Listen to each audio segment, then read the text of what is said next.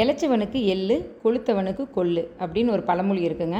ஆமாங்க, வெயிட் குறைக்கணும்னு நினைக்கிறவங்க இந்த கொள்ளு ரெகுலராக ஃபுட்டில் சேர்த்துக்கலாம்.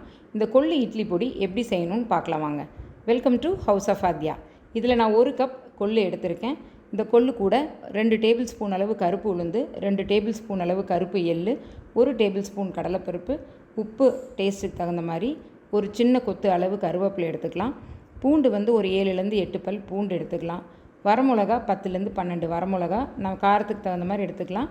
அதுக்கப்புறம் 1 டீஸ்பூன் பெருங்காயத்தூள். இப்போ நான் சொன்ன இன்க்ரீடியன்ஸ் எல்லாத்தையுமே எண்ணெய் கூட யூஸ் பண்ணாமல் நல்லா தனித்தனியாக வறுத்து மணம் வர்ற வரைக்கும் எடுத்துக்கலாம்.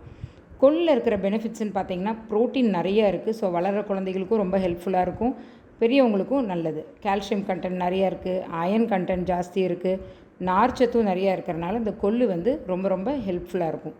வெயிட் லாஸ் பண்ணணும்னு நினைக்கிறவங்களுக்கும் கூட, டைஜஷன், டயபெட்டிஸ் ப்ராப்ளம் இருக்கவங்க எல்லாத்துக்குமே இந்த கொள்ளு ரொம்ப ஹெல்ப்ஃபுல்லாக இருக்கும்.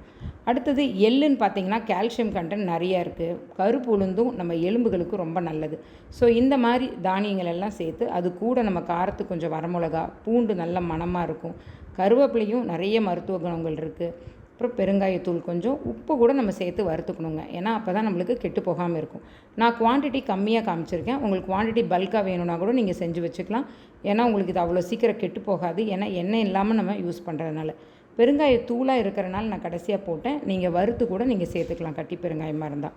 நல்லா வறுத்து எடுத்துட்டிங்கன்னா பவுடர் பண்ணால் சூப்பராக மணமாக இந்த இட்லி பொடி ரெடி ஆயிரும். இந்த கொள்ளு இட்லி பொடியை நல்ல சூடான இட்லியோட நல்லெண்ணெய் சேர்த்து சாப்பிட்டிங்கன்னா அவ்வளோ அருமையாக இருக்கும். கொள்ளு நம்மளுக்கு சளி பிடிச்சிக்கிறக்கா இருந்தாலும் சரி, நோய் எதிர்ப்பு சக்தி கூட யூஸ்ஃபுல்லாக இருக்கும். ஸோ இந்த கொள்ளு இட்லி பொடியை செஞ்சு பார்த்துட்டு எப்படி வந்துச்சுன்னு எனக்கு கமெண்ட் செக்ஷனில் சொல்லுங்கள்.